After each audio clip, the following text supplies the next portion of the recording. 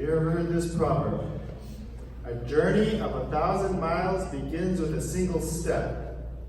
You heard that one? That means you got to start the project. Just getting started on the project might help you make it work. How about this one? 2 wrongs don't make a right. Now, if you have a brother or sister, maybe you heard that one. Right? Somebody hits somebody and somebody hits somebody back, right?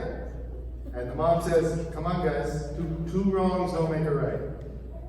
How about this one? Better safe than sorry. Ever heard that one? That means be careful in the beginning, otherwise you'll be sorry later on. Or another one, haste makes waste. Sometimes we tell Ziva and Zara when they're clearing the table, slow down so that you don't drop the mayonnaise on the ground. So there's a proverb. Proverbs are very famous in Africa. I grew up in Africa, and one of the ways that parents and communities teach themselves is with the use of proverbs. And there's a famous African proverb. There's quite a few proverbs about chickens, because chickens are popular in Africa. They like to eat them, they like to raise them as pets. Here's a proverb from Africa. The hen with a chick doesn't swallow the worm. What do you think she does with the worm? She gives it to her chicks, right?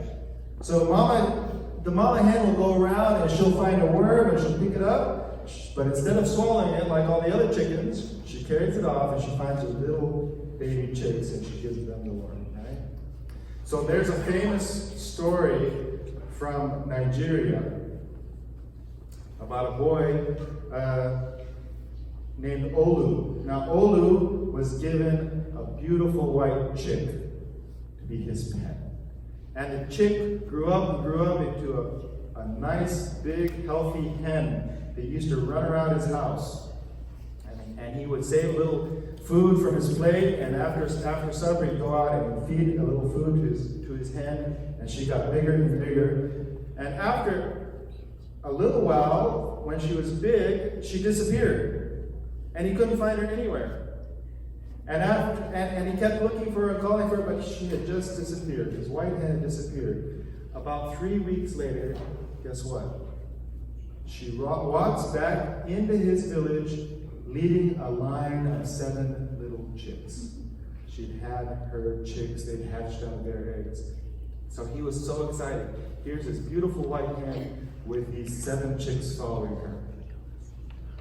Well, that was nice that she had the chicks, and the chicks started to grow a little bit, but it was the dry season.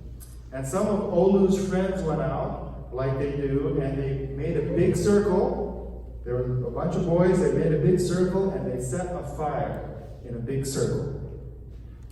And the fire burned toward the circle, and this was a traditional way of hunting that they had in Nigeria. And as the fire burned, the animals would rush to the middle of the circle so that when the circle closed off, they could catch the animals and eat them. And so when the fire went out this one time, they were going around trying to find the animals, and guess what happened? They found Olu's chicken in the middle of the circle, all burned up and singed. And they were so sad. But they looked close, and they heard a little cheep, cheep, cheep. And when Olu went and looked and picked up his chicken, guess what he found? The 7 little chicks were hiding under their mommy. Their mommy had seen the fire coming, and she had called them, and they came, they hid under her wings, and even though she died, she protected her baby chicks.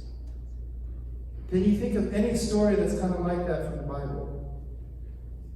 Where somebody dies for somebody else. Didn't Jesus come down to earth and live and die on the cross for you and for your sins? So that you can have a beautiful life, but more than that, unlike the mama chicken, he raised from the dead to give you new life. So I want you to think this week about Olu and his chick. Remember, the mother hen never swallows the worm, she gives it to her chick. Think about how that is an illustration of how Jesus came to earth to serve you and help you with your sins and to give you a new life.